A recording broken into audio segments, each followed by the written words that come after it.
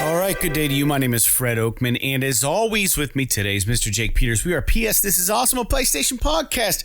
This is episode 294. This is a show where we share our feelings about the current state of PlayStation, but before we get on with the show, I want to invite you all to subscribe to our channel on YouTube, youtube.com/PS This Is Awesome. And if you want to make fun of our trophy list on the PlayStation Network, you can find me at anchorless_81 and Mr. Jake Peters at JakeSaw01. As always, you can write our show at psthisisawesome@gmail.com. And most importantly, don't forget to share the show with your friends. Be sure you leave comments. Rate this podcast wherever you're hearing it. Leave us a little thumbs up. Share it. Whatever.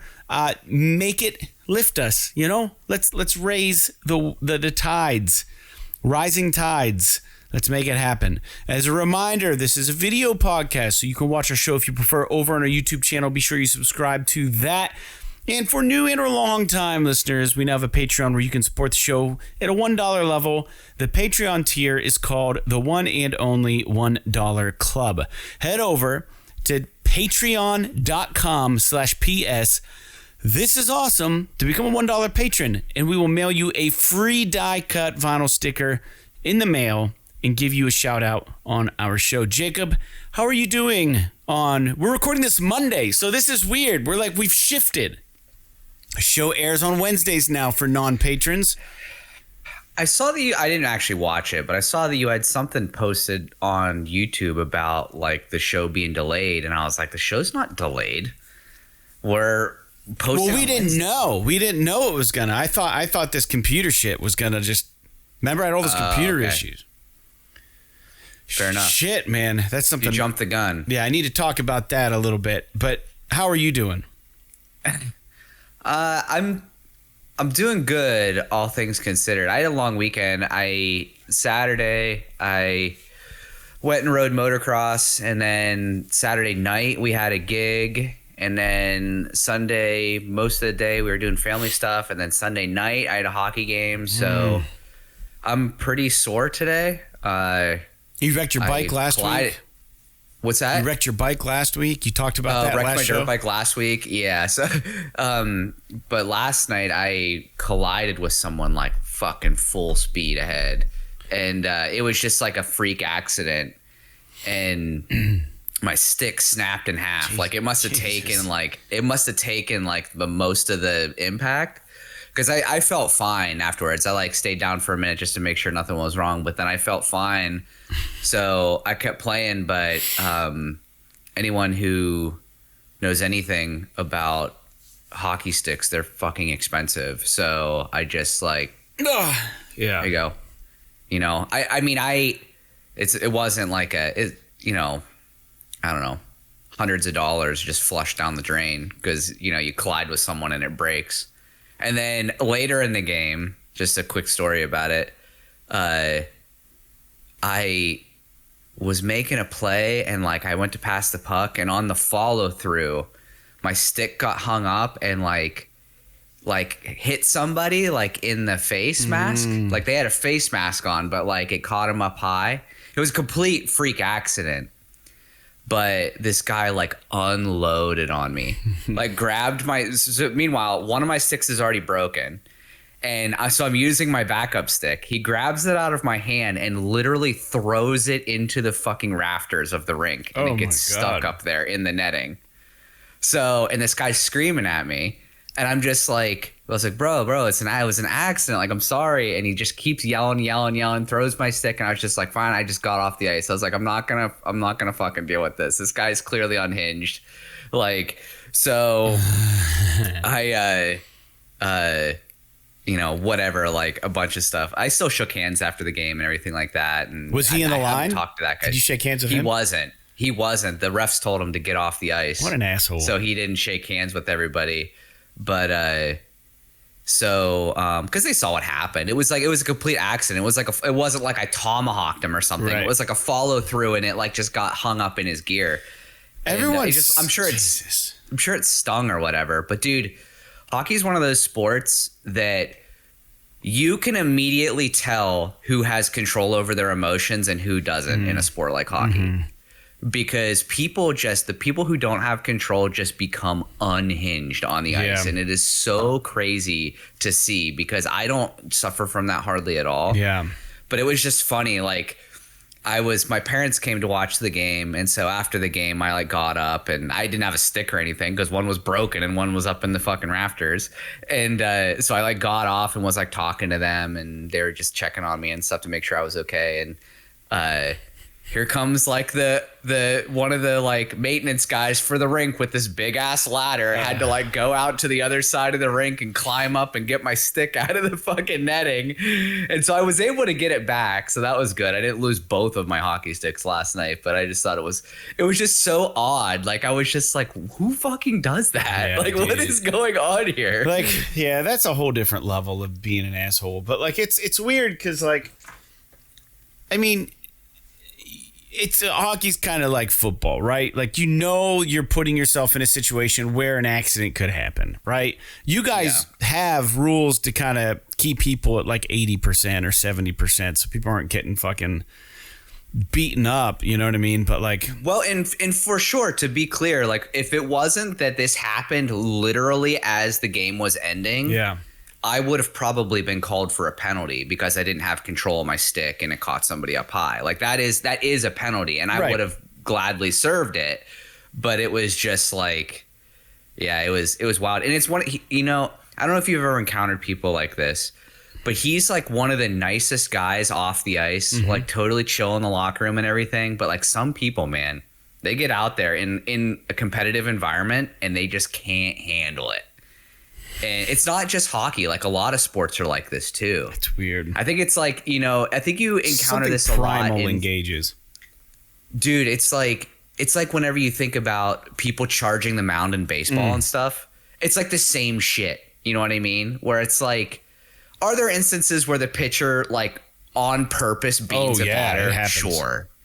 You know, but like I imagine a lot of times they're not really trying to. They're usually the first like hit by pitch is an accident, and then the other team like, let's fucking get one of theirs, and then it becomes like, well, if you beam one of ours after that, you know, we're square now, but if you fucking retaliate against ours, shit's gonna just go off, you know. Or someone will talk smack on the internet, or like, you know, get quoted in like a news article about talking shit about somebody, and then they're the first one to get hit by pitch.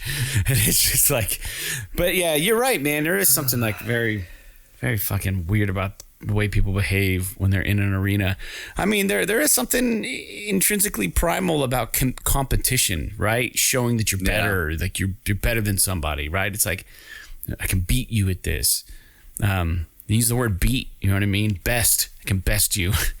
Like it's fucking, it gets competitive, man. People, that testosterone, or even for women's sports, I've seen, you know, it's not really testosterone, but yeah, just humans in general, when they're competing to show that they are the best or better or can outmaneuver or do something, you know what I mean? Like that's what sports really are, is just showing somebody that you're their fucking boss. You know what I mean? No matter what it is, you're competing to say, I'm better at this than you. And no one likes to be fucking put in their place on a sport arena, or get hurt or humiliated, or, you know what I mean? So tempers fly. Definitely. It's weird. Dude, that's crazy. I'm glad he didn't like haul off and fucking punch you or something. No, I mean, if he'd have done that, he'd been kicked out. Yeah. I mean, he would have been kicked out. Like he would have been punished by the league. Gloves off.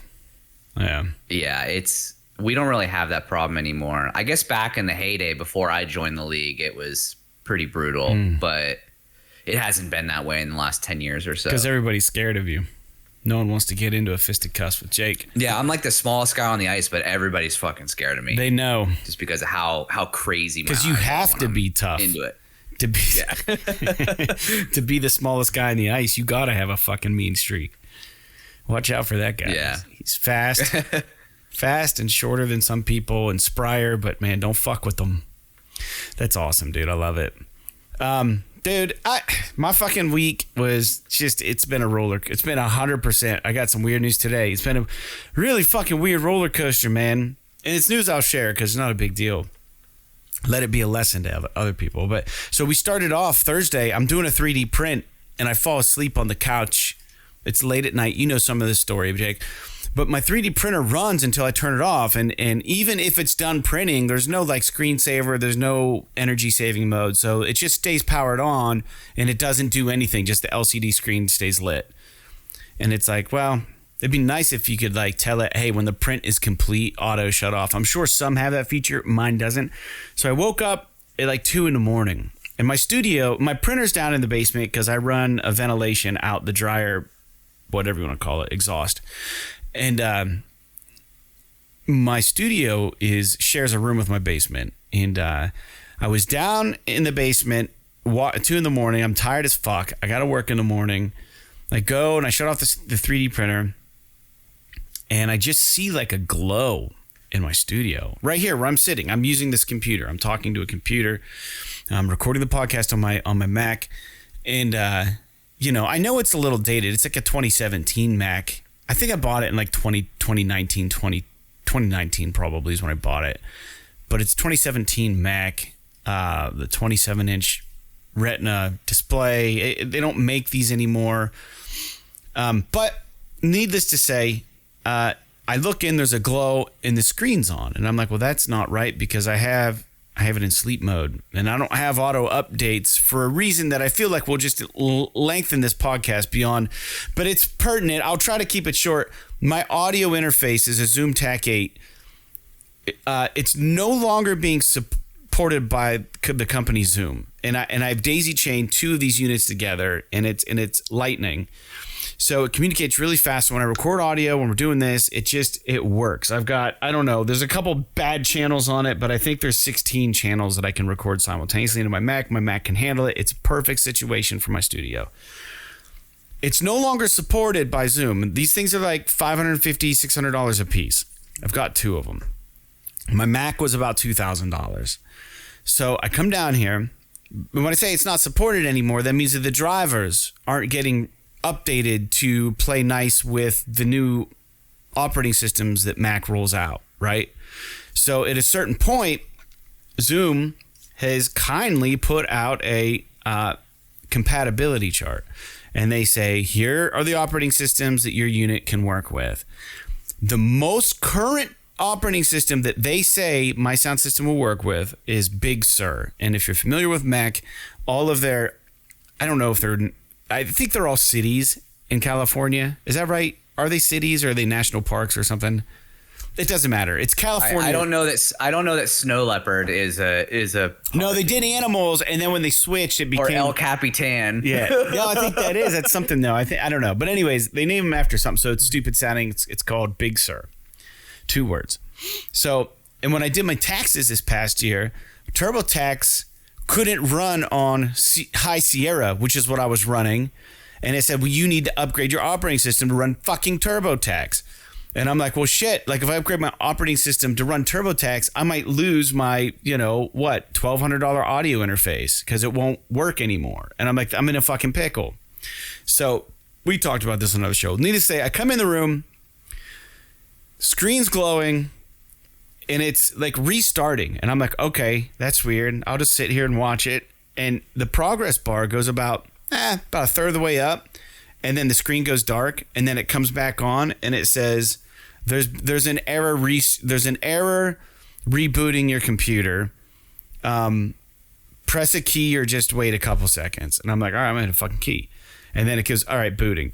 Third of the way up, off, on. There's an error booting your computer." I'm like, "Okay, it's in a boot cycle. This fucking sucks."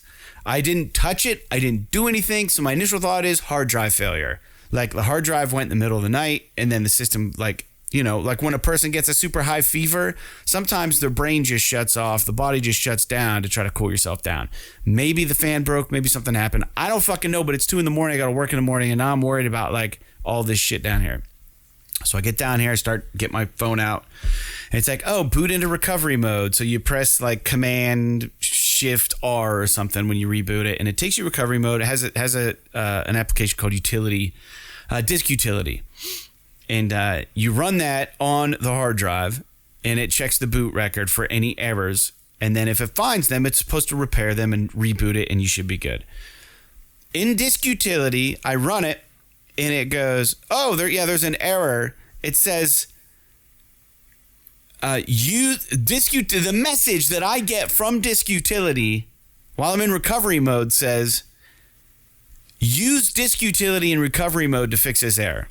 And I'm like, well, that's what I'm fucking doing. So I click OK. I do Disk Utility again. Found an error. Use Disk Recovery and whatever. And that's what I'm doing. So now we've hit another fucking impasse. So now it won't fix. So I restart. I'm like, well, maybe that fixed it. Nope. Right back. It's just looping. And then I'm like, what else do I do, internet? And it says, go into safe mode. So I get into safe mode.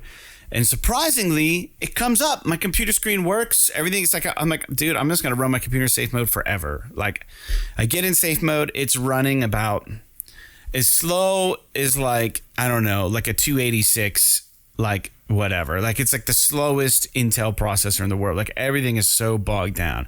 And I tried Disk Utility there. And it's like, it runs through the drive. It says it found some weird anomalies. The thing that's supposed to fix it says, this error occurred so many times that we're just going to disregard it and continue. Doesn't fucking repair it. I restart it. Third up. Fucks up. And then I'm like, well, I guess I'm going to have to like delete my hard drive. It's a good thing I have a backup. And then people are like, no. Just do the backup in safe mode. Restore your computer from your time machine backup. Okay. So I get into safe mode. I go to, and Mac users who are listening know exactly what the fuck I'm talking about, I'm sure. So I go into the restore mode, restore from a previous backup. I select the date and time that is supposed to take an image of everything and just overwrite the current situation, which is brilliant.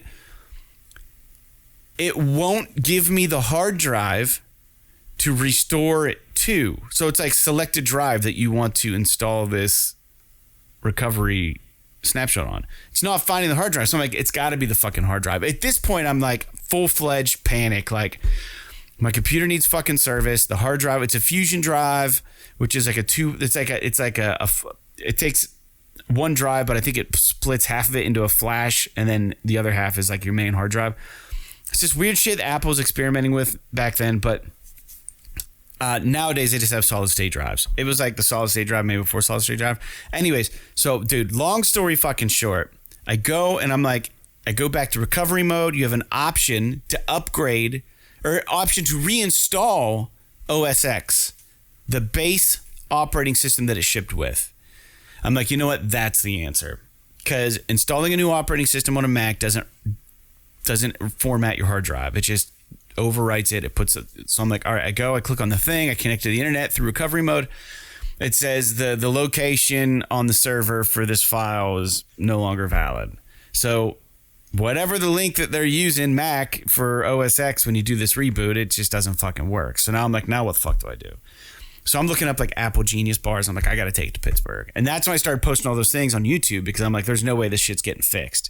And I'm not gonna try to install. I don't know. I don't have any options actually. I don't. So I'm sitting there and I'm like, I wonder if I can upgrade the operating system in safe mode because I can get into safe mode.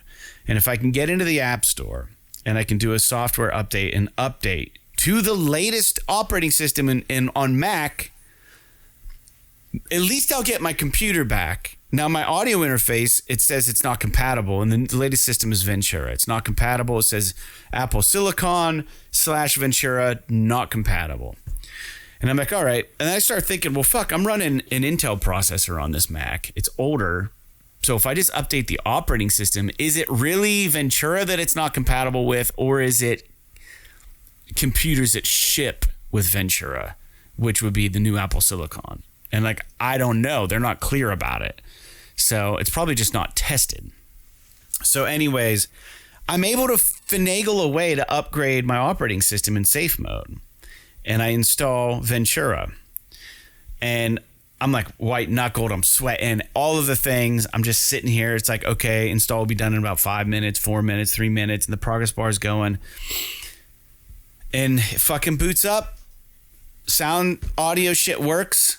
Didn't lose anything, and my Mac has never ran better.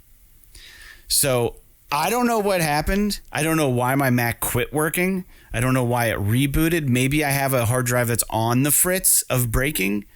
Maybe maybe they did something to my Mac to cause it to reboot and try to install some shit it didn't, like a security thing. I don't know why it would have restarted like at 2 in the fucking morning, but I don't know. I think my house is haunted. I think I'm cursed.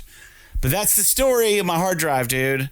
I know you probably have all kinds of opinions about Mac because you're a PC guy, but fuck, man. Dude, Mac makes fucking amazing hardware. They do. It's so premium, and it's so just the feel of it, in the way that it looks is so amazing. Yeah. But their software is horrible. And the fact that they have planned obsolescence should be illegal. Like, I don't understand why it's okay for them to just be like, fuck it, we're just all of a sudden going to make it impossible for you to use your apps unless you buy the new iPhone or you buy the new fucking Mac. Like, to me, it seems like that shit should be illegal. Yeah. But it's a closed ecosystem, so they're allowed to do it. Now, it enables them to do a lot of really neat things, like the way that the phone and the Mac AirDrop is amazing. Like the way all that shit kind of works together, and the AirPods like know how to switch back and forth between all this stuff. Like, I will admit, like, all that stuff is very impressive. Yeah. But if you are somebody who needs to be in any way nimble with like the software that you use and the ability to kind of move around, or you want to have your equipment for a while, like, Mac's like it's a gamble. It's a gamble because like your situation there 4 years ago or 3 years ago or however long ago it was, you spend $2,000 or $3,000 on a really nice Mac, right? And then if you bought a PC that cost $3,000, that thing would last you 10 years. Right. Whereas like with a Mac, it's like, after 3-4 years, you're really on the edge. Especially you just can't update it. You just can't update it. That's the thing. Yeah, but they make it hard because some apps you want to use. You want to use fucking TurboTax. If you want to use the new version of the app, you can't without updating it. You know, so like it gets really weird. But we don't have to talk about this now. So, I will say I am really jealous of Mac in just their build quality and like the way that their screens look. I love it. And just, it's so amazing. But like, even like the idea that you can't work on your own shit, like that drives me fucking crazy. Yeah. Like the situation that you had over the weekend, worst case, if it was a PC and let's say your hard drive did crash, worst case scenario, you drive to Walmart, buy a fucking hard drive, put it in your computer, and you're ready to go in an hour. Yeah. You know what I mean? So it's but a bit of a digression. I suppose. They have a lot of fail safes, man. Just every single one didn't work for me for whatever reason. Like I was like, oh, everywhere I turned, there was an answer somewhere with what to do, and every time I tried it, it didn't fucking work. So it's weird because like so many people in those forums, like, oh yeah, this is the way to go. It worked for me. And then there are like 5,000 people. Me too. But for my situation, it didn't.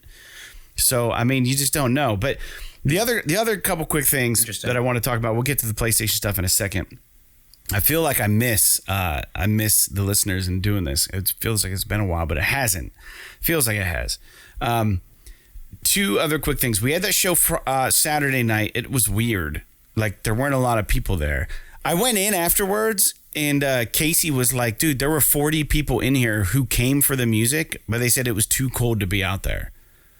And I was like, what? Yeah. He goes, yeah, there were 40 people. I told them that was going to happen. Yeah, we played outdoors. And they were like, yeah, I guess we had an audience, but they didn't come out, which we played to some people, but not as many as I'd like. I had the check cleared at the end of the day. But so that happened. And then Sunday, one of my lands shot a music video. And I did it on my iPhone. I have a 13 Pro. And I downloaded this app called Filmic Pro. I've had it. I think so. I got grandfathered into the non-paid version of it. It's called Filmic Pro Legacy, and you can do a lot of really cool stuff, man. And I'm really impressed with the quality of. I don't want to spoil it in case. I guess it doesn't matter. You know what we did. We shot in slow mo, so I'll leave it there. We did a slow mo video at 260 frames per second running at 30 frames per second. So you can imagine how slow that is. It's absolutely awesome looking. And it was about a 30-second shot. And in real time, it was like almost 3 minutes long. So that gives you an idea how slow this looks. And the quality is fucking top tier. Like the slow motion shit that we did is so good looking. And it looks completely professional. And it's so fucking rad. And I can't wait to share it with people. Did that on Sunday. I had to get some blood work done. This is the news. I said I'm an open book. I'd share with you guys. Getting older. I have... for anyone who cares, my father's side of the family, they have genetic heart problems. I'm on a medicine for my heart. It's my blood pressure actually, and it's just, it runs in the family. Doc said there wasn't really a whole lot I can do because I have what they call left ventricular hypertrophy, and it's nothing to. I don't want you guys to worry. It's nothing big. I've had it for a while. They identified it for a while. It runs in my family. I just have to keep an eye on it. So I'm on medicine for that. Well, I go and I get my blood work done, and just part of my regular physical, whatever. And my good cholesterol, the stuff that you want to be elevated, is fine. Yes. Mm-hmm. My bad cholesterol, the stuff that you don't want and you want it to be low, has been historically a little high for where it should be. I mean, you're supposed to be under 100. I think most times when I get it, it's like 107 or something, which isn't like, oh my God, you're going to fucking die. But it's like at the point where like fine. Maybe, what's that? It's fine. Yeah, but it's like, but this it's something you can fix with like diet and stuff like, you know what I mean? Well, yeah, but they say your bad cholesterol when it's high like this. And I talked to my doctor and I looked into it and he was like, because even when I was running nonstop and dieting and doing better with food, I couldn't get it below 100. And maybe the damage was already done from shitty whatever, but so we couldn't get it down. Well, this time around, I know I put on like maybe 10 pounds, 15 pounds or something during COVID or whatever, but we take it and it's like 119. And he's like, yo, brother, he goes, I think it's time. I think we got to try something, some sort of medication just to get it under because, you know, with all the strokes happening, all this shit. And I'm like, dude, I don't know. But once you take it, it's okay to come off it, he said, but it's a very small dosage. I'm going to try it. My dad has problems. Cardiovascular disease runs in my family. So this is something I've never been able to really temper myself. I've tried. So that's my latest good news. But I'm not really worried about it. I hope you don't have any issues because from what I've heard, cholesterol medication fucking sucks to be on. Yeah. So hopefully because yours is a low dosage, you don't have to deal with it. But I know like my boss had to be on it for a while. Yeah. And he did everything in his power to get off of it because he just hated being on it. Yeah, dude, it sucks. From what I understand, and I looked online, the one I got prescribed is apparently the one that has minimal side effects. They said the only thing I got to be super careful about is if I feel any kind of muscle pains. They said you can get like muscle pains. And I'm like, well, I guess. Really? What's that? Interesting. Yeah. So that was really all. And it's only 10 milligrams, which is like so small. Right. Yeah. So we'll see. But that's my weekend in a fucking nutshell. So all you people who are thinking about, you know, getting healthy, do it. You know, I fell off the running, the exercise wagon this past summer when the wildfires happened. I wish I wouldn't have. I wish I would have kept with it. But I honestly don't think it would have made a difference because I was running fucking 3 5Ks a week last year and my bad cholesterol was still elevated. So, and I was eating better. So I just think it's a genetic thing. So hopefully you're right, Jake. Hopefully it doesn't fuck me up. We'll see. I guess I'll report back next episode and let everybody know. But that's where I'm at, dude. I'm so stoked to show everybody the One Up by Land song, though, in the video, the song for our new record. Oh, my God. It's going to be so awesome. Did I send you any pictures or anything from that? I don't think so. Dude. All right. Well, with that out of the way, that is the opening of our show. And I don't have my pen. Here it is. So that was the opening. After the opening, I usually talk about games that we're playing. So we're going to touch briefly. I got a feeling I know what Jake's been doing, if anything. It's probably been Starfield, but I'll let him tell you about that. I've been playing PGA 2K23 still, and I'm real close to pulling the trigger on the Bubble Bobble game that's on sale right now. I've been talking about Bubble Bobble for a while on the podcast, and it's always like, you know, $25 on sale. And right now it's $14.99. And this is the lowest I've ever seen it. And I know this because it has been on my wish list. And I just know I can track this shit on my wish list. So Jake, what are you playing? I'm playing Starfield, obviously. No surprise there. I'm going to be playing it for a while. But dude, this game gets better the longer I play it. I'm about That's weird. 18 or 19 hours in. And man, there's just something about it. Like, I think it's so big and there are so many systems and so much stuff going on that like you really have to like ease into it. And then like the quests, like the missions and stuff, they get better and better, and like the characters seem to be getting better, and like weird shit will happen just when you're running around. Like I was on a mission, and I don't know that this is really a spoiler, maybe this happens to everyone, but I was on a mission on this planet, and then I was getting ready to leave, so I like get in my ship and I take off of the planet or whatever, and right before I get ready to jump to like back to the home star system or whatever, where your home base is, I get hailed by this ship, and it's like, hey, we're having a party on our ship over here. You should come dock with us and hang out. And I'm just like, what the fuck is this? Like, is this like a pirate or something like that? So like, I was like, well, maybe I'm not going to do it. And then another time I was just like, you know what, fuck it. I'll just go over there and I'll see what's going on. Yeah. So like, I have all my gear. I make sure I got like all my weapons and shit. And I grab like the buddy that I have at the time. And I dock on this ship. And I go inside, and it's literally just a bunch of people partying on this ship floating in space. They're like drinking and stuff, and it's like weird shit like that happens a lot. Like there's interesting emergent gameplay elements that I think are unique to this game, and I guess maybe Bethesda games in general. And there's just a lot of like really neat kind of buggy stuff that happens, and I know people like to give Bethesda shit about bugs, but like game breaking bugs, quest breaking bugs, things like that, yeah, they need to fix that stuff. But some of like the funny shit that happens in the game because of like physics and stuff, I think it just adds to the enjoyment of the experience.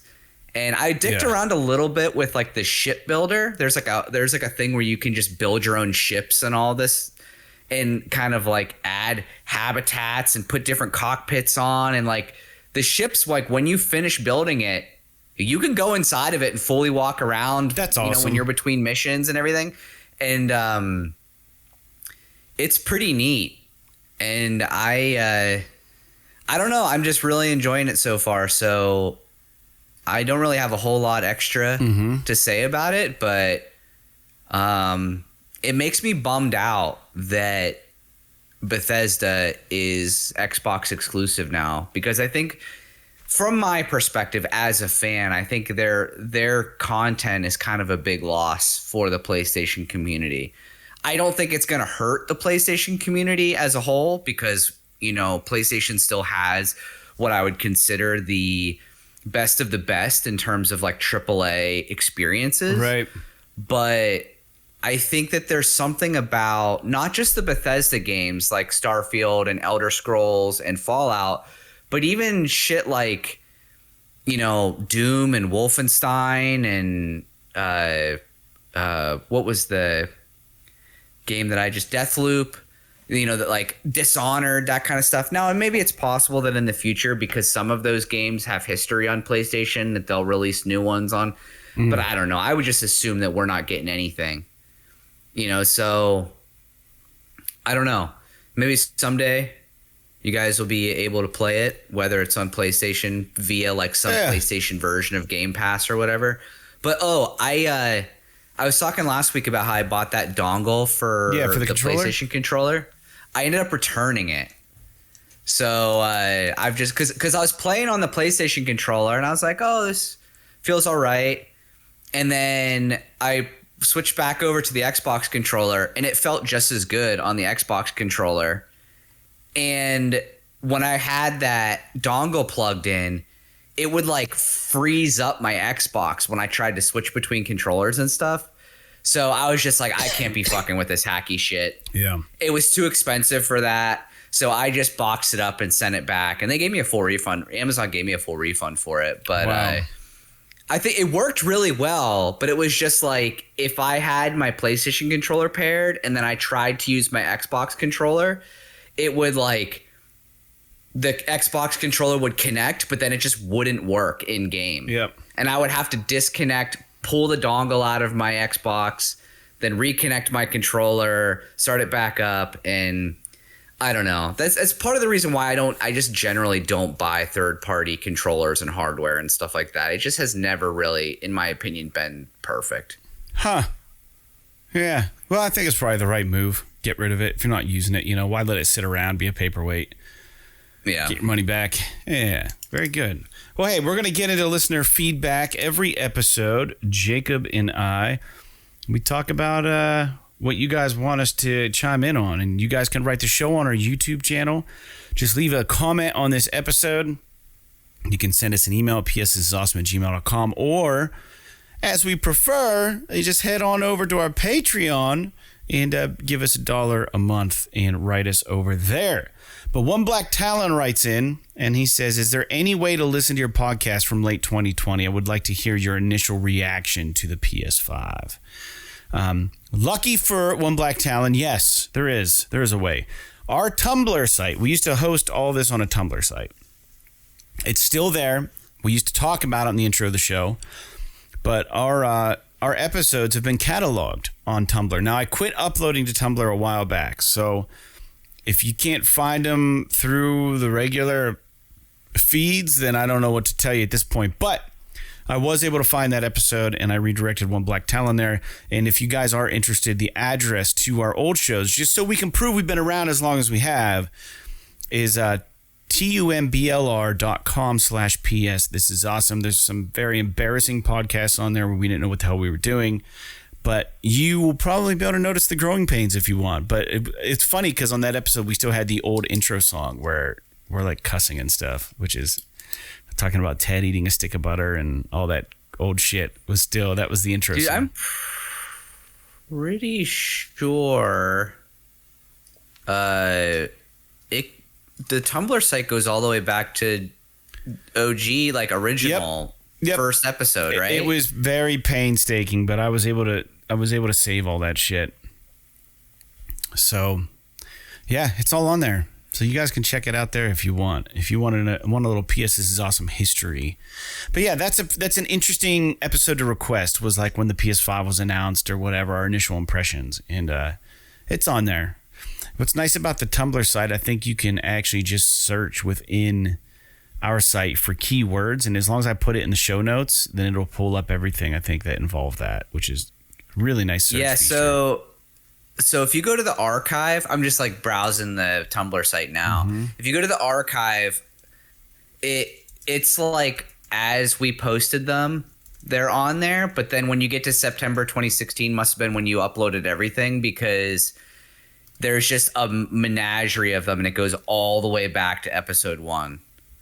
Which was like fucking 3 hours long. Is that the right address? The early episodes were really long because we were super excited, and it was like PlayStation 3, and we were getting ready for The Last of Us, and like talking about the new console and all this stuff. There's so many episodes there, and we hacked the way to do it. And it was just, we're uploading our episodes to archive.org, which is a national free web hosting space for anything media related. So we put all of our podcasts on there, and then we redirected the whatever feed to just find those. So when you guys were listening on your iTunes, it was just pulling it right off of this free archive.com website, which is a way for us to get out of paying anything to host our podcast. We outsmarted the system, and we didn't break any rules technically. But yeah, very good. I want to go back and listen to that, to some of the old ones, like episode 100, where we had all those people in my basement. It's on there. Yep. We had like 6 people on the podcast. Yeah, that was fun. It's pretty interesting. Troy was on that one. Yeah, he was. We need to do something. There was another Huh? I'm sorry, go Well, ahead. we need to do something for 300. We had briefly talked about doing a live show. I think it's going to be Halloween weekend, so we should do something just Halloween themed. And Do we do it live? we need to think about it. We could. Yeah, I don't know. We'll talk about it later. Yeah. Well, if We the got a month listeners or have so. any opinion what they would like for us to do for that, chime in. We can bring on some guests. We can bring LJ and your brother on. And if they're free, of course, maybe we can have my brother make a guest appearance for once in his life. I don't know that we'll get much out of him, but we could try. Maybe you'll get to hear some sibling rivalry on the podcast, which Jake loves. Yeah. It'll be exciting. I had him on the phone the other day, and I was like, dude, the listeners want to hear from you, man. They want to hear what you have to say about Genshin Impact. He's like, do they? And I was like, I don't know. Like, sure. I mean, why They not? might. And he goes, I don't know. I don't have much to say about that. And I'm like, yeah, you're the only one playing all these nerdy games. I'd love to hear his opinions on Baldur's Gate, to be honest with you. He's in it. He's knee deep in it, man. He has a lot of great. He told me it's so D&D that, like, in order to, like, I got to sneeze, guys. Hold on one second. I'm so sorry. Hold on.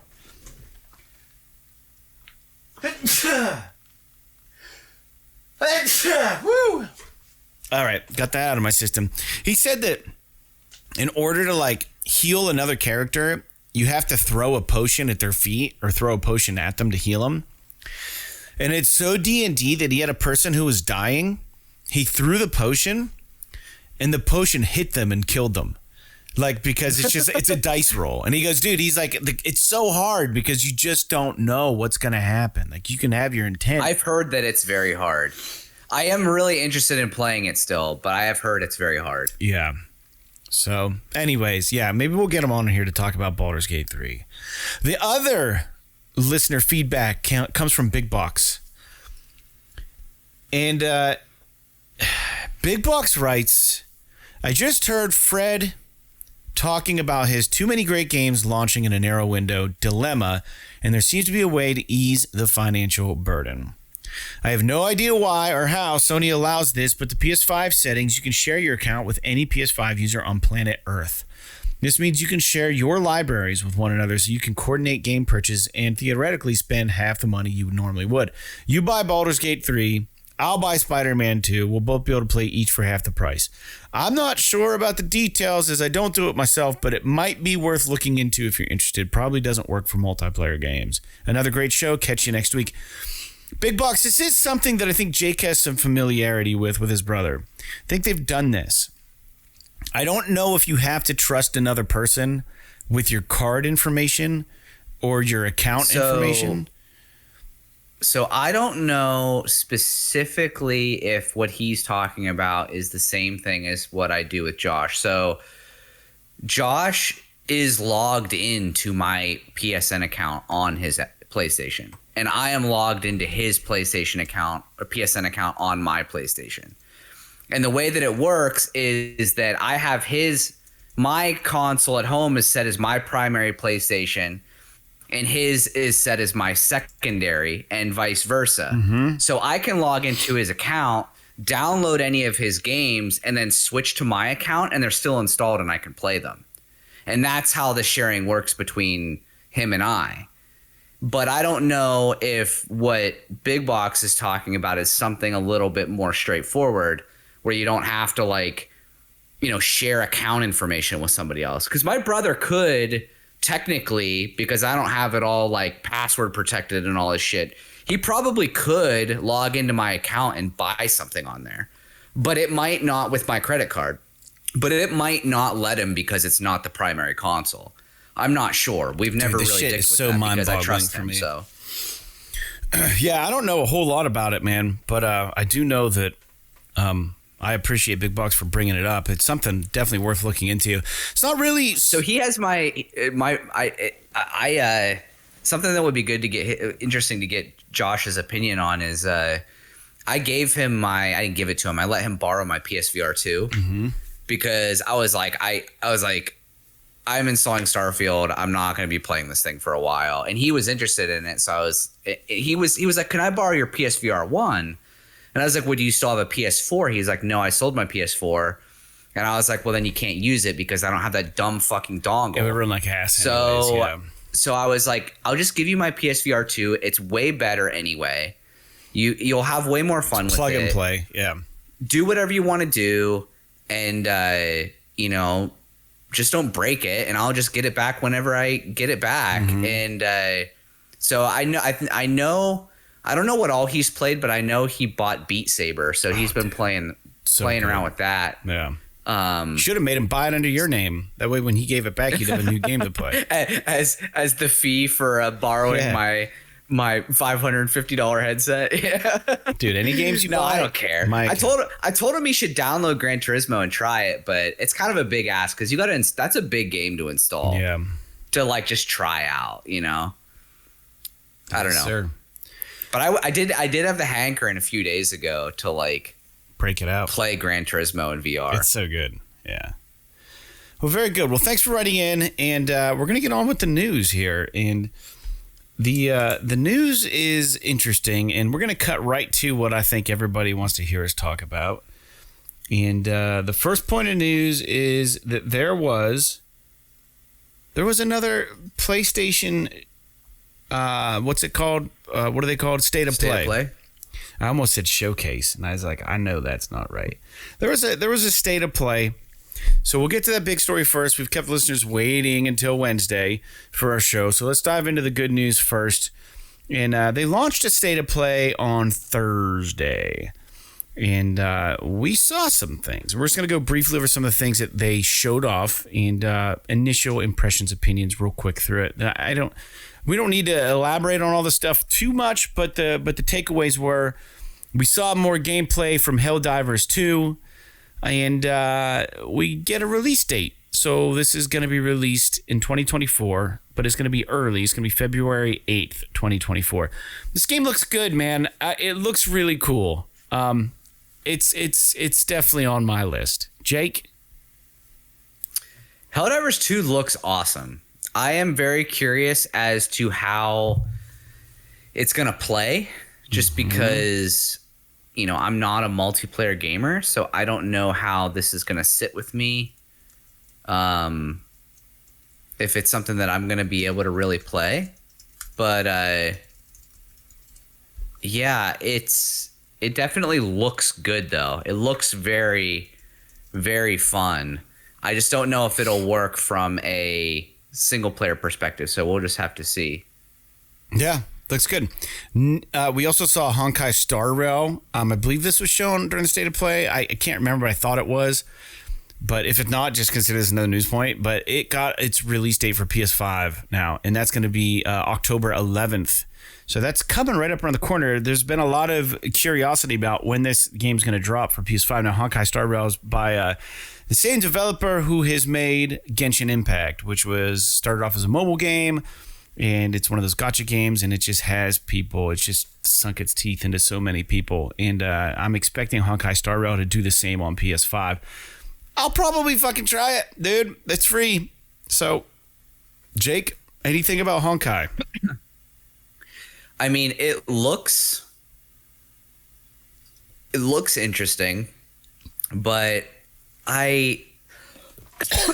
excuse me. But I don't know.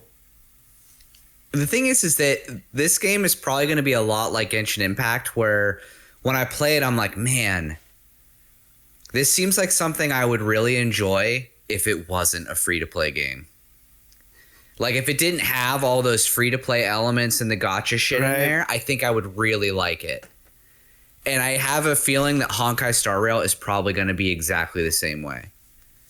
I don't want to have to worry about the gacha shit and, like, all of the stuff you could pay for and all that crap and, like, the near endless content and everything. And so, but I will say that it does look very good.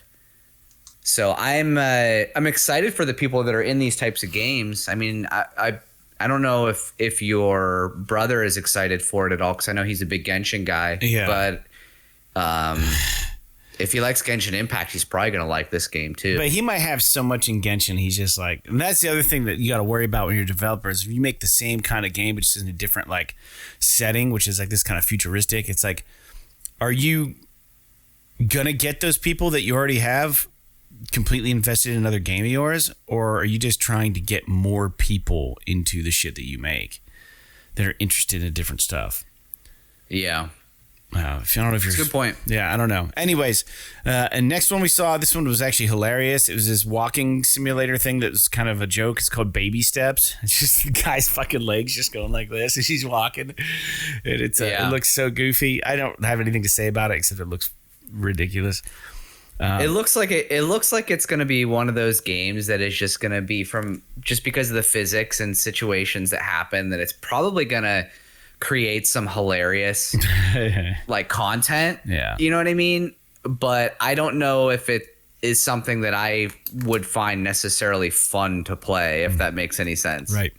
But it looks like it's aiming for like a lighthearted kind of silly theme, which to me is always attractive in a video game. So much of what we play now is too serious and dark. Like I miss when games like I don't know if I've brought it up in a while, but the South Park game, The Stick of Truth, is one of the funniest fucking things I've ever played in my entire life. And I wish we got more stuff like that. Not like South Park specifically, but like just games with a lot of comedy, humor and silliness and comedy. Like everything that we consider good games or great games now is all like this dire Last of Us shit where you want to freaking cut yourself after you play it. Jesus. And like, so I am always welcoming of something like this that is very clearly attempting some kind of humor. Yeah. So that's my take. Yeah. I mean, it looks funny. Another thing we saw was finally we got more video game shit from Avatar Frontiers of Pandora. It was a nice little trailer. It's going to be releasing in 2024. So we just got a 2024 release window. So we have a little bit of ways on that. And this game looks cool. I am not an Avatar person. I could give two shits about this game. Although I think I'm the minority there. I think a lot of people are actually interested in this. I don't know. Dude, I think this game looks fucking awesome. I'm just not into the world.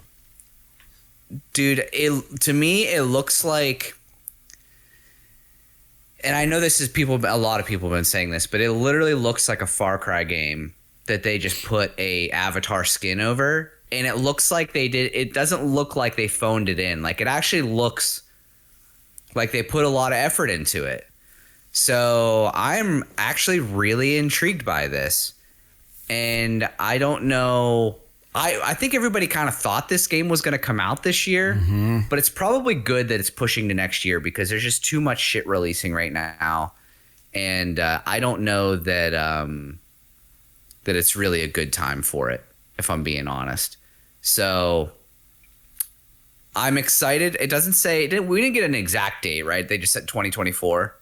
Yeah, it's just 2024 release. Yeah. So I'm hoping that there's some room around this game next year because I think it could be something that I'm really interested in. Yep. Yeah, it looks cool. I mean, it's just not. It doesn't. The theme is not for you. The theme, right? It's the theme. It doesn't. Did you watch any of the movies? The first one. I never saw the second one. Oh, okay. Yeah, I didn't see the second one either. The first one was good. It was fine, but I wasn't like. Yeah. I wasn't like. Fucking oogling over head over it. Heels for it or anything. Yeah. I get it. I'm the same way. I honestly feel the same way about the franchise, but there's something about the way the game looks as far as playing it that seems interesting to me. Yeah. All right. Well, next up we got Tales of Arise. It's getting an expansion, so that game's been out for a while. But the expansion is called Beyond the Dawn. It's coming out November 9th, 2023. I don't really care. I don't play Tales of Arise. I know people are stoked about it. The dong. Beyond the Dawn. This is one of those games that, to me, when I see the trailer for it, it looks awesome, but I don't know if I could play it. Okay. Like, it's one of those just Japanese style role-playing games. I think it's like a pretty action kind of focused combat. Maybe it's not. Maybe it's more turn-based. I don't know. It's one of those games where I don't know if it's too weeby for me, but it looks like something that I could enjoy. Huh. Yeah. Yeah, I don't know. But it's definitely like this would be it's on sale and I need something to play kind of game. Like it's not something that I'm just gonna jump into because it wouldn't be my first choice as far as games to play. No, dude, there's so many in my back catalog I need to play. Speaking of which, Resident Evil 4 is one of them. I haven't played this yet, but they announced the old bonus content for the original Resident Evil 4 called Separate Ways, which you got by beating the original campaign. You can unlock that extra. It's like a mini campaign. It's called Separate Ways. Is coming to Resident Evil 4 on September 21st, 2023. So that's literally in like a fucking week. Less than a week. It's like 4 days. They're releasing that DLC. So, dude, Capcom is just on fire. They're releasing everything we want, everything that people want, sorry. And they're also doing an update to the Mercenaries mode. And not to forget, we're getting Resident Evil 4 in VR 2 this winter. So, dude, I might wait because my most cherished moment in Resident Evil, in VR, was Resident Evil 7 first experience in VR the whole way through. I look at it as bragging rights. Have you never played Resident Evil 4? Never played it.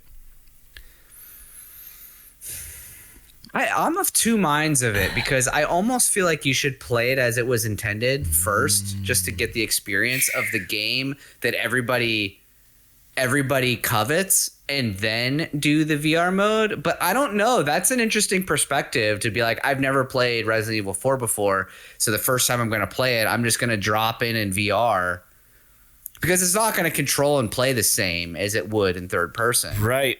But then again, it's a remake anyway, so you're not getting the original controls and shit no matter what you do. And people say it's the best Resident Evil game, arguably. So it's arguably the best Resident Evil game. So I have to do it in VR too, dude. Just fucking put me in that world and just let me fucking go to town and let me try it. It might be too much. I think my tolerance for the scares in VR has diminished a little bit. I don't think I could withstand them as easy. Thinking about it, I don't know that it's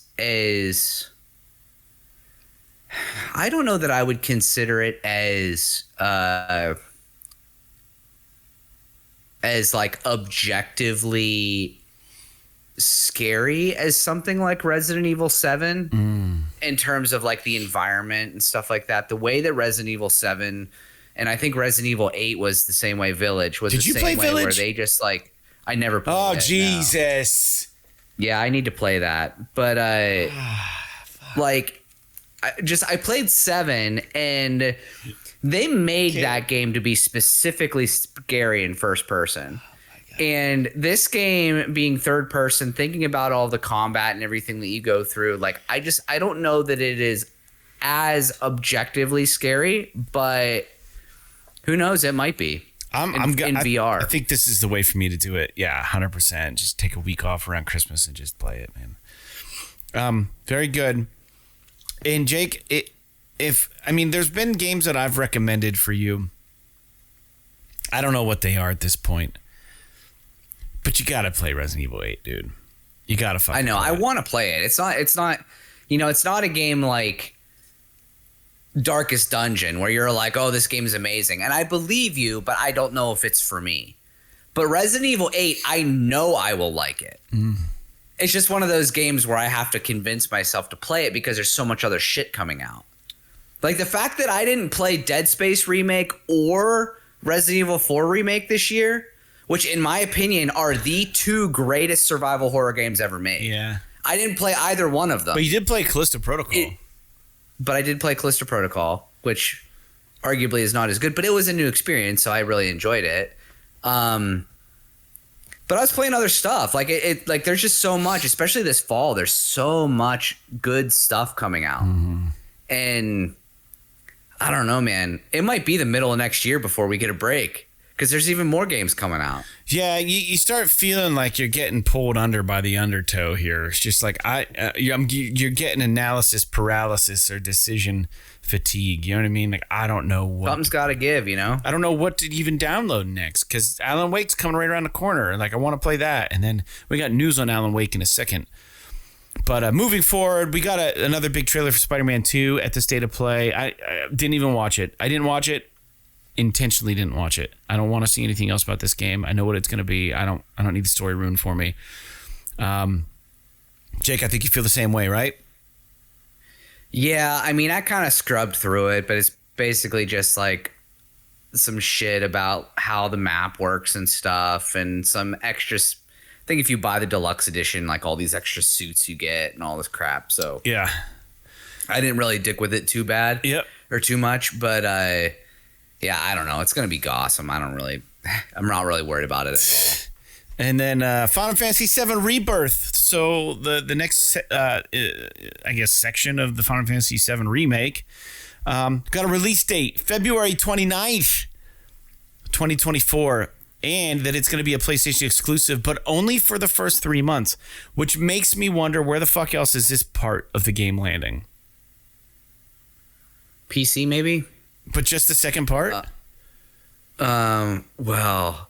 See, that's interesting because Final Fantasy VII Remake was supposed to come out on Xbox, and it never did. So I'm wondering if Final Fantasy VII Rebirth, 3 months after release, is going to launch on Xbox with Final Fantasy VII Remake. Be a smart move. At the same time. Or this could just be a PC play. It's entirely possible that it's all PC. Yeah. But I don't know. We don't know. But one thing is for certain that I am stoked about this. I am so excited to play this game. I didn't watch the trailer or anything, so I don't want anything spoiled. I don't remember the game, so yeah. So there's a lot of like stuff in the trailer that you would just like beat for beat recognize from the original game. But you know, I won't get into it because I don't want, you know, I don't know people's level of spoilers that they can absorb, but I am just, especially like some of the shit they were showing with Yuffie. Did you play the Yuffie DLC? Yes, I did. Yeah, I beat it. So you know how she has that like synchronized attack ability and stuff, which is pretty interesting. It looked like they might be kind of spreading that out a little bit amongst your party members, which could be kind of neat. Because it's like an interesting tactic for combat. And like, there's some games that have something like similar tactics or similar abilities, like Sea of Stars, which I was just talking about a week or two ago. You have the ability to kind of team up with another member of your party to do like a combo attack and stuff. Yeah. And so it's a neat strategy to be able to take in terms of combat. But I just, in the past few months, replayed Final Fantasy Remake and did the Yuffie DLC. So, like, I'm all primed and ready for Final Fantasy VII Rebirth. I'm so excited. And if the cadence holds, then that means that we'll be getting the last installment in another 4 years, I guess. Wow. So that would be right at the end of the PS5 life cycle, which is pretty interesting to think about. So if there's a presidential election, there's going to be a new Final Fantasy VII game. Because the first one was 2020, the second one's going to be 2024, and if it holds, the third one will be 2028. But we'll have to see, because it really boils down to how they end this next one. Yeah. If I'm being honest, I hope that the campaign for this one isn't quite as long. Like, to me, it was annoying that my first playthrough of that game without playing the Yuffie DLC took 50 hours. And to me, that's too long. But I would love it to come in at like 30 hours or so. But we'll have to see what they do. Because they really stretched out that first section of the game. Yeah, they did. So I don't know. And I wonder if they'll add DLC to this second part as well. That might be kind of interesting. What would that even be? You know? Maybe some new shit, which would be cool. Maybe a story about Vincent or something. Like, that could be kind of they could tell some neat stories. Mm-hmm. Yeah, I don't know, man. I don't know. And lastly, the State of Play offered us a new color scheme, which I could care less about. It couldn't care less about. Sorry, let me correct that statement. For the PlayStation DualSense and the PS5 covers, side covers, and it's gonna be called the Deep Earth Collection. Don't even care. It's plastic. It's colored plastic, which is what every GI Joe. Yeah, I mean, is, in all but fairness, the colors do look good, but I'm not, chomping at the bit to go out and buy these. Yeah. Yeah, I don't know, dude. But shit. That's the State of Play. Overall impression of State of Play, Jake. Was it good? Was it worthy of a State of Play? I thought it was good. I don't know what people were expecting. I thought it was kind of weird. When I saw the announcement for it, I was expecting something completely different. So they kind of lied a little bit about what this State of Play was going to be. So I'm not really sure how that comes across. What'd they lie about? But I don't remember. They were like, oh, it's going to be basically third-party games. Oh. And it was a lot of like second-party shit and first-party stuff. So there was some third-party stuff in there. But I don't know. I mean, I might be exaggerating a little bit about that. I'd rather have second-party shit than third-party shit shown. Well, sure. Yeah, I'm not disagreeing with you, but the messaging was a little bit weird. So now, like, there are talks of like other people who've talked about this State of Play are talking about how like, well, now when they announce the State of Play and they say, oh, it's only going to be indie games, is everyone going to be like, well, it could be fucking. Oh, I see. Wolverine's going to be here now. You know what I mean? Yeah. So I don't know, but I thought it was good. I mean, the highlight for me was probably Final Fantasy, but I thought that everything else that they showed was also pretty legit. Yeah. Huh. I liked it. I think, why not? You know what I mean? It's been a while since we've heard from PlayStation. They got these new colors. They have so much shit. The Honkai Star Rail date announcement was a big deal. The Helldivers 2 stuff is awesome. Finally got a release date on that. All the stuff we talked about. The Resident Evil 4 DLC is coming out, and it's almost like a shadow drop. I mean, it came out the very next. It's coming out like the week after they announce it. And then I don't know if there's a price to it or if it's going to be just free DLC. I didn't look into that, but yeah, all good. But what I want to talk about next is maybe even more important, Jake. Because and the listeners know, I recently played the Alan Wake remaster and the DLC for it, which you need to get on ASAP. So let's talk about Alan Wake 2. Sam Lake, creative director for Alan Wake 2, has come out. I believe it was in an interview with possibly the kind of funny podcast people. But he said that this game is going to be over 20 hours long. Mm-hmm. And, I'm not sure that this agrees with me. I enjoyed Alan Wake. And I know that this game is split into two separate parts or campaigns have you. One where you play Alan and then the other one where you're playing an FBI agent. I don't know how much I'm going to enjoy the game to begin with. I don't know if they've done a good job. We haven't played it. But, dude, anything over like 15 hours kind of seems more like a burden than, unless I'm like super, and I am really excited about this game, but he was kind of talking about Remedy, the studio, and how like they've been trying to assign or justify the monetary value from the consumer's perspective, right? So I think part of the reason that the gameplay is like the time of the game, why it's 20 hours, said they're kind of pretty much copying the Resident Evil strategy of having like a save point like typewriters. but instead it's like the thermos. And my guess is Alan Wake like sits down and takes a fucking drink out of a thermos or something, or pours himself a cup of coffee. It's gonna be something probably like that, I guess. I don't know, but so there's he was kind of talking on this interview that was one of the mechanics he thinks that makes the game a little longer, but he definitely said that as a studio, they're looking as a way to justify the price almost. And it's like, I hate that. Like, a longer game doesn't mean a better game.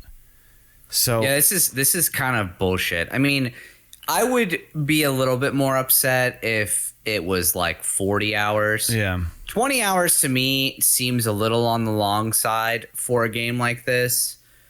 But it's their longest game yet. It's longer than Control. Yeah. But I agree with you. I would gladly pay $70 for an amazing 10 to 12 hour game. Maybe gladly. We're outliers, but I mean, I would as well. I mean, to be fair, we both have a little bit of disposable income that we can apply to this hobby, but that's what you get. Like, if you want to this is a luxury. It's not a fucking right to play video games. And so to me, what's frustrating is that, yeah, I get it that they want to sell their games and all of this stuff, but games wouldn't have to be so expensive. Games wouldn't be so expensive to make if they didn't have to be so long to justify how expensive they are. To me, it seems fucking stupid. Yeah. Just like make them the length that you want them. Get rid of all of the padding and the filler. Make it a tight, bitchin' 10 to 20 hour narrative campaign. Maybe add some replay value if you want. Maybe add New Game Plus, some other shit or whatever if you want. Right? But like, stop trying to cater to like the lowest common denominator. And now I know that, like, I think it just makes the games worse, in my opinion. Now, I understand that we're probably going to have some listeners that are going to disagree with this, and they might get a little salty about that take. And I understand where you're coming from. I've been in a position before where I don't have the money. I used to pirate games when I was a kid all the time because I couldn't afford shit and everything. But it's like, you know, I don't know. Like, you don't go to a movie theater and expect them to, you know, give you your movie for, like, you don't go to a movie theater and say like, oh, I paid $15 for this, so I want it to be 6 hours long. It's like, no, like you pay $15 regularly, whether the movie is an hour and a half long or it's 3 hours long. It's the discretion of the creator to decide how long that movie needs to be, and everybody just fucking accepts it. Now, there are exceptions, like if a movie's an hour long, people are going to be pissed about it. But like, nobody bitches that Austin Powers is 90 minutes long. It's a fucking funny ass movie. And people would gladly pay whatever the ticket price is for it. Just like they're gladly going to pay the same amount to see Oppenheimer, which is 3 hours long. Right. So why is it that in games, people bitch about the fact that they're paying? Now, I get it. $70 is more than $15.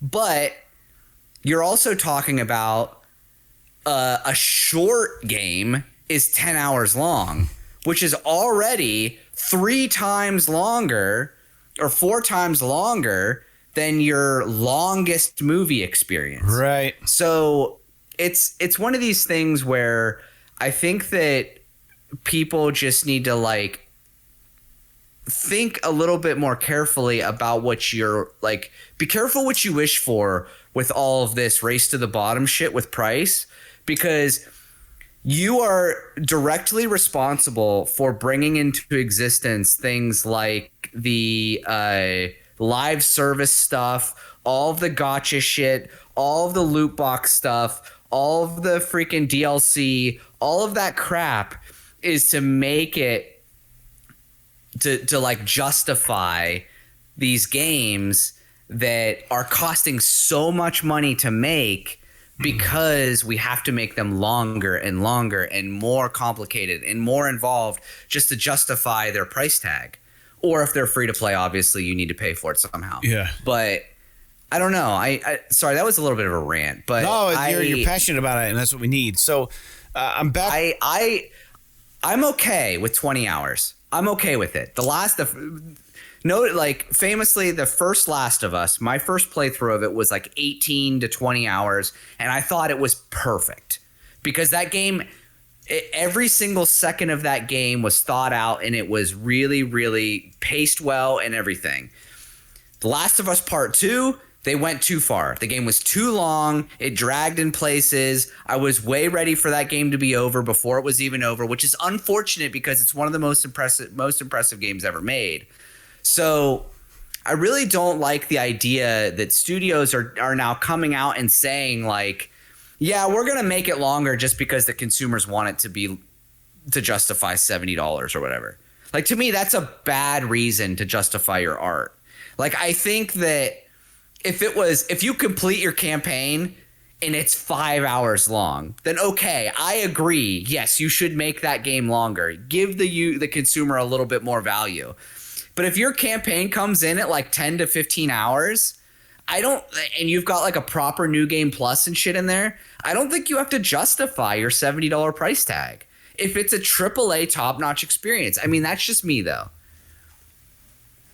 Yeah, so this was an article that I pulled off of Push Square, and verbatim what the Push Square article says is this, because they word it more eloquently than I can myself, so I'll just give them the credit they're due for this paragraph. But it says, Lake, who's Sam Lake, explained Remedy felt the pressure to extend playtimes due to the monetary value perspective some consumers use when deciding to buy a game. The longer a game is, the more worth it has to some buyers. Sam Lake then added that one way Alan Wake 2 has been made longer is by adding more worth to the series' classic thermos flasks, which are just collectibles. And it says now they'll act as the item you save your game with, like in a classic Resident Evil title. And it says that this is going to be a digital-only release. And I'm looking at the comments on the Push Square site. And it's only $60. Wow. It's not $70, it's $60. So they're probably able to do that because they didn't pay to have a digital copy made. But what's interesting is, so like they're all over the place, the comments. Like the first one that I'm seeing here says it depends. If it adds playtime by dispersing currency in 10,000 searchable chests like BioShock Infinite, hell no. I'd avoid that like Open Flames. If it adds time through meaningful gameplay and story, yeah. I go to that like marshmallows over open flames. And then someone was just like, I don't know. I feel like game length is a detractor for me. I've never completed a Persona game, for instance, because that's an arduous and Herculean task to stick to one game that long. 20 hours is fine. Control's pretty much the perfect length. That said, Alan Wake is my most anticipated game this year. So some people are just like, someone's like 20 hours is a sweet spot. Someone's like, that's a decent length. I think such a long story-driven games are dangerous for smaller studios like Remedy. They cost a lot to produce, so a commercial disaster can become a financial threat to the whole studio. Let's hope it goes well. That's it too, especially if they're charging $60 now. So there's a lot of opinions on this article on Push Square, and I don't know, man. I don't know. I don't know what to make of it. I guess we just have to wait and see how the game is, you know? You got to hope that I don't know. They're giving it the right. We'll see. I don't know. We just have to hope that it's good. That's all. Yeah. Moving on. If you have anything to say about that, write us. In a weird move, and we were talking about Apple shit at the beginning of the show, Death Stranding is going to be coming to iPhone 15 Pro. It's absolutely ridiculous to think that Death Stranding can be ran on an iPhone internally, like not streaming, not anything like that. It's just going to work.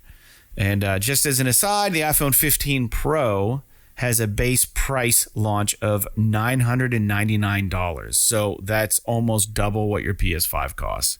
So if you want to fucking play Death Stranding, just buy a PS5.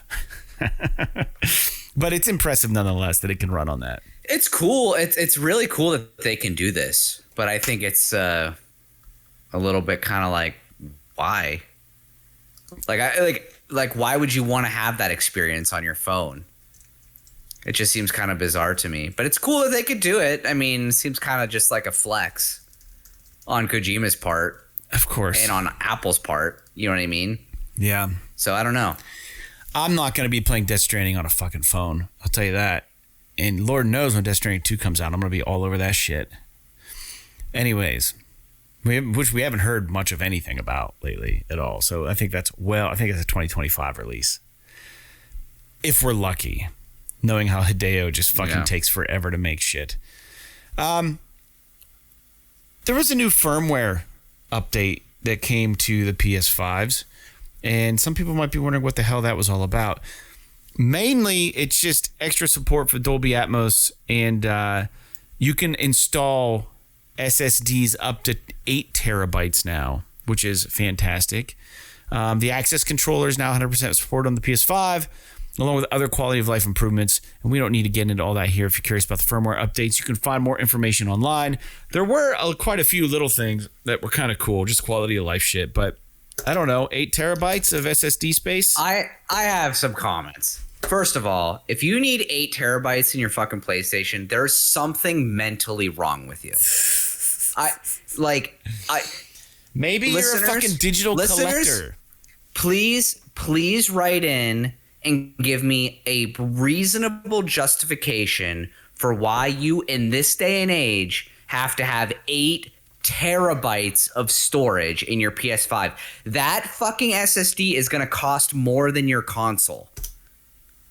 So you're talking about a $500+ console now, plus a $500 SSD. It's like, what are you doing? Just delete your games. It's not that hard. I understand if you want to upgrade $400 terabytes Samsung. like you did or whatever. You know what I mean? $399. Okay, so as much as the digital PS5. Yeah. So it's okay. It's okay. Like I think that these people that do this are literally just digital hoarders. Is anybody doing it? It's a hoarding tendency. Like you don't need to fucking delete it. Your shit's saved. Just re-download it. It's the internet. You don't need it anymore. Or if you're a physical collector, even worse. You've got the disc. Just fucking delete it and put the disc back in. Here's a thought. I don't know. To me, it's like if you can do it, cool. If you want to do it, by all means. I just fail to understand the mentality behind this. To me, it's like do not bitch about paying $70 for games and then go out and spend $400 on an SSD so that you can have 8 terabytes of storage that you don't need in your console. I get that they're probably two different things. I'm sorry. I'm a little fired up tonight. I don't know why. It's because that guy wanted to fight you in the hockey match. It could be. I'm all freaking just got your intense about it. Your testosterone's high right now. Your fucking fight power. Yeah, man. So yeah, there was a firmware update, and dude, as far as that goes, the only justification that I can even throw out there, maybe you're a transient person. Maybe you don't stay in one spot at all the times. Maybe you live in an RV or camper where you're just like, I'm going to fucking load this goddamn thing up with as many games as possible because I'm traveling across the country and I'm not going to download any of this shit ever again until I get back home. That would be like a situation, like a band going on tour. Like you want to just fucking load that shit up. But so let me just put this in perspective for you. Call of Duty is notoriously large. It's about 150 gigs to install Call of Duty. If you had an 8 terabyte hard drive, now I'm being a little bit loose with the math here, but if you have an 8 terabyte hard drive, you can install Call of Duty 53 times on that hard drive. Nobody needs that much space. Yeah. I suppose you're right. I don't know. But it is something to think about. But hey, we have the ability. It could be the only thing I could think of if you're somebody who's a prolific saver of video clips and doing video editing. That stuff can take up storage. Yeah. So if you're very prolific with that and you use it for a lot of capture, I can understand maybe wanting that. But my personal suggestion would be spend about a third of the price and buy an external hard drive. If you want to know the right way to do things, write into PS This Is Awesome. Yeah, don't ask Jake. And ask for me specifically. Yeah. Yep. Fair enough. Yeah, I don't know, man. I don't fucking know. I mean, times are changing, bud. But I agree with you. I can't really come up with a reason. Next news point. This one is actually fucking awesome. And I hate that I think it's awesome.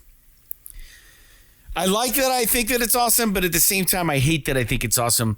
There was a new CGI trailer for Cyberpunk 2077 Phantom Liberty that was shown, and while it's not gameplay, it got me super fucking hyped. Remember Idris Elba? He's going to be in this DLC, and his acting is 100% on point in this trailer. Now, here's a little bit of story content, so I don't know. If you don't want to hear this, fast forward a minute in, 2 minutes in. This is all in the trailer, though. He plays a character who's like a government agent who's like last day in Night City. He's retiring. He's taking a train out of town. And he's got like his person on call, right? Like, you know, like V has like contacts that you dial in and they're in your fucking whatever, your chipset, and you can talk to them. And they're like, he's got like an internet protector or like maybe some sort of hacker that he's communicating with, that he's been on the job with apparently for years. It's like his sidekick, and he's on the train. He goes, man, I hope this, hope no one's tailing me, last ride out or something like that. And he's sitting on the fucking train, and the lady's like, yeah, I think, we're clear. It's been a good run, something like whatever. The gist, definitely not verbatim what's being said.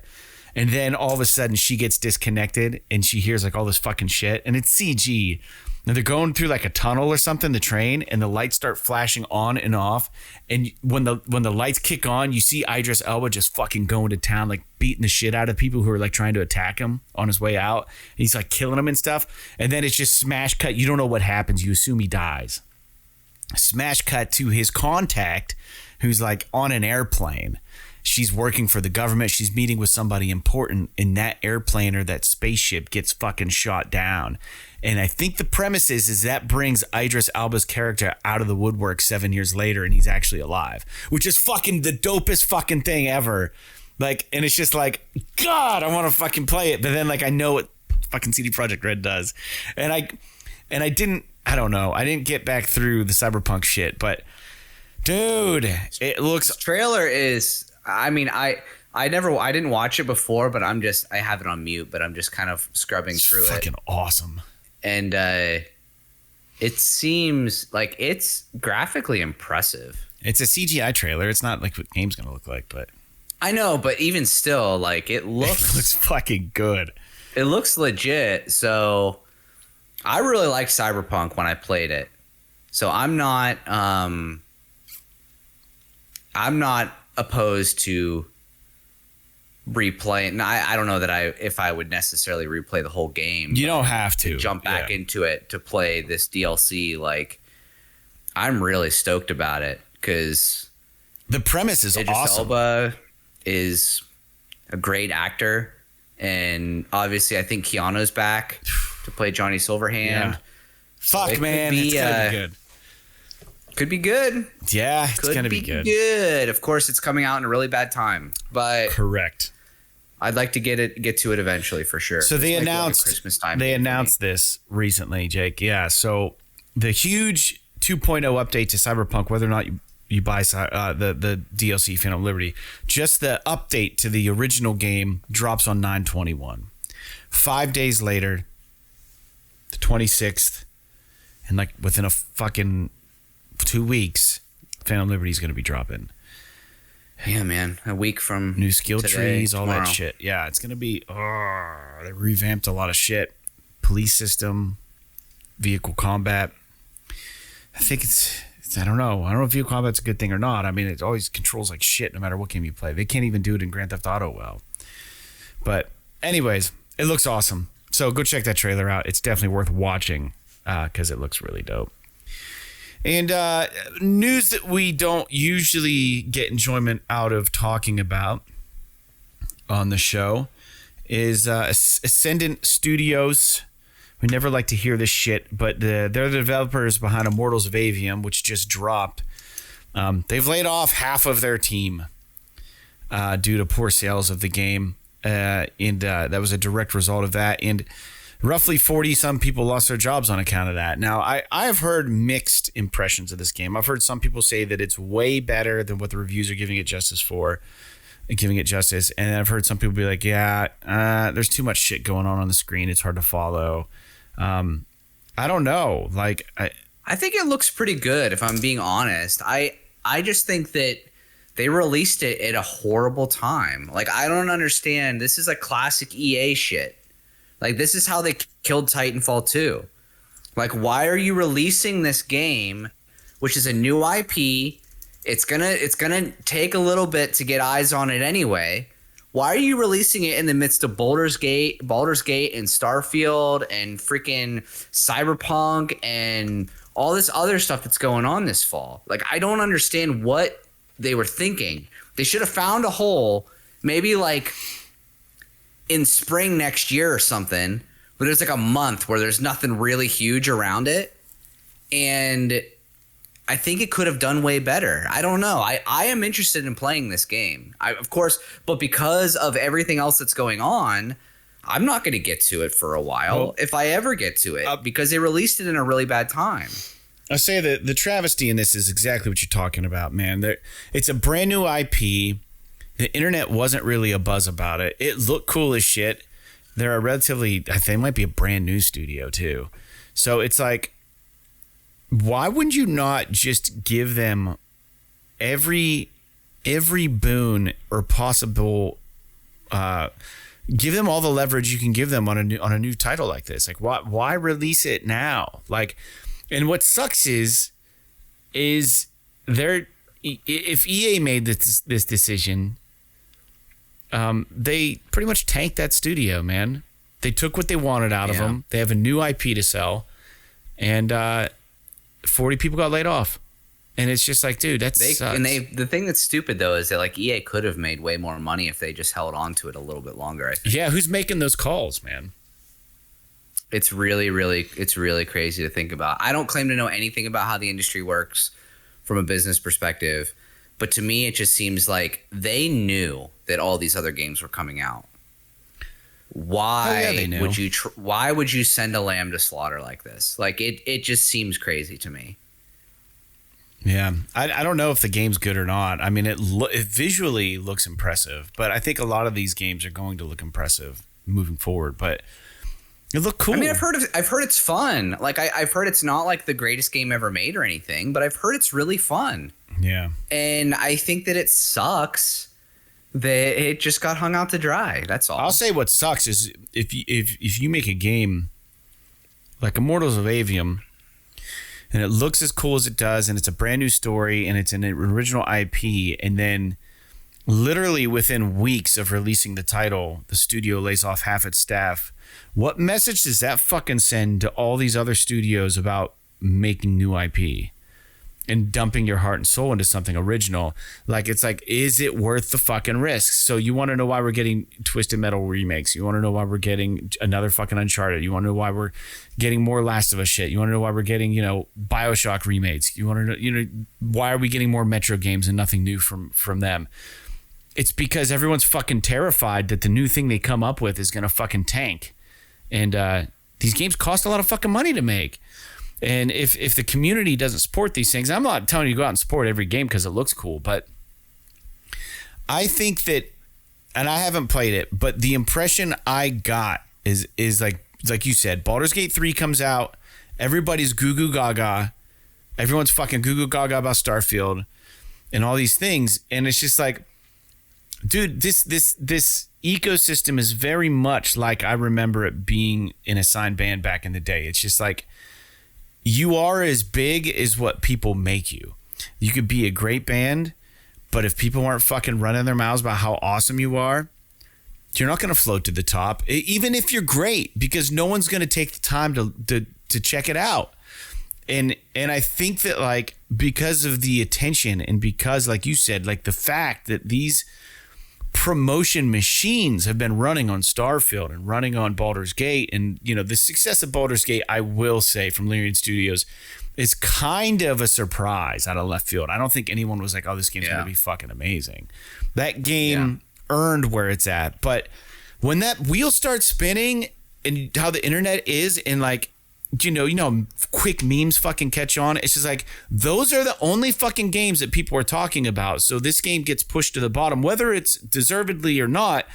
It's obviously not probably as good as Baldur's Gate 3, but maybe for someone it is. I hear it doesn't suck. So it's weird. And it's just like, what the fuck do you do about that? Because the message it sends, if I'm a game developer, a game studio, is like, number one, be fucking very careful about your release date. And then number two, doesn't matter how decent your game is, you know, you just have to like catch a little bit of luck too. Like, you have to get everything right and still catch some luck. So is it worth rolling the dice on these new things? I don't know. Because of all the communities that are out there, man, the video game community can be fucking harsh, dude. It's, you know, they can just fucking not give a fuck, you know? And I don't know, man. And it's very, I don't want to say it's like lamb culture where like people are just like doing what the other people are doing because that's what's cool. But it seems like the people that are playing Fortnite are playing Fortnite because everyone else is playing Fortnite, not necessarily because they like it. And then they like get tricked into thinking it's awesome. Maybe it is cool, but like it seems like there are like, I don't know how to explain it. Like, I don't know. There are trends, and the trend was not Immortals of Avium. It was Baldur's Gate 3 and Starfield. That's what the fucking trend shit was. Everywhere on YouTube, every fucking influencer, Baldur's Gate, every fucking influencer, fucking Starfield. I don't think I saw much coverage at all of this fucking game by anybody on YouTube. And it's just like, that's kind of too bad because there might be an awesome game there, but no one was fucking talking about it. So anyways, end of rant. We both had a rant. Yeah, well, my dinner's done, so let's wrap it. Oh, shit. We are going long. We got one more news point. We'll talk about new games and we'll wrap things up. This last news point is awesome. In a move that should have happened a long time ago, Contra is being reimagined in Contra Operation Gulaga. And it's a side-scrolling Contra game, exactly what we want. And it looks like the original, not some weird top-down Contra game where you play as fucking animals and bears with guns. So this looks really pleasing. It's 8 levels long, and I am 100% interested in this. Contra was one of the coolest games growing up, and I think that title is awesome. And I don't know if it's a remake of the original, but it's definitely a reimagining. So it's got a pretty skin to it, and it looks fucking dope for any old school gamers. This game actually has some promise, I think, to it. Yeah, it looks like Contra. Looks fucking awesome. New weapon sets too, they said. Anyways, let's get into new games. New games coming out because we didn't talk about it last episode. I don't think there were any, or if we did catch them, they were a little outdated. These will be a little outdated too since we're airing on Wednesday. But new games, September 2nd, we saw Eternight's Myth Force, nor play with your food. It's so stupid. The Isle Tide Hotel and Tuhu, A New World. September 13th, we're getting Gravity Oddity, Mystic Gate, and Super Bomberman R2. September 14th, Ad Infinitum, Axolotl, Behind the Frame, The Finest Scenery VR, Heavy Duty Challenge might be good, Inspector Gadget, Mad Time Party, Summum Eterna, and September 15th, NASCAR Arcade Rush. So there are the games that came out. There was a game called Heavy Duty back in the day that was like I think it was a top-down shmup. It was cool as shit. Or maybe it was like the vehicle one. I can't remember. What was that game called? Heavy Duty what? What did I say? It was Heavy Duty Challenge game. I kind of want to see if that's what it is. Challenge game. Yeah, this is like a fucking semi-truck fucking wrecking game. Man, I don't know. Doesn't look cool. Not what I thought it was. All right, Jake. Well, that's all I got for today's show. Do you have anything else you want to say before you go eat your midnight dinner? No. I just am excited to Fill your play some more gullet. games. I don't know. I'm not really, fall kind of crept up on us. I'm not super ready for summer to be over yet. Yeah. However, I am excited for the weather to get shitty just because it'll allow me to play more games. I won't have to do so much outside but fall I do get busy with work, so I don't know, we'll have to see. But fall and winter always makes me more into playing video games. Yeah. Something cozy about it. I agree 100%. So I'm excited for that as well. Hopefully things slow down a little bit in my neck of the woods. But yeah, we'll keep you guys posted on PS. This is awesome shit. If there's any issues with next week's podcast before it comes out, I'll make sure to let everybody know. As of right now, computer's fixed. We're back on track, and we will see you next week. Thanks for tuning in to episode, I think we said it was 293. Is that right? 294. Episode 294. PS. This is awesome on PlayStation Podcast.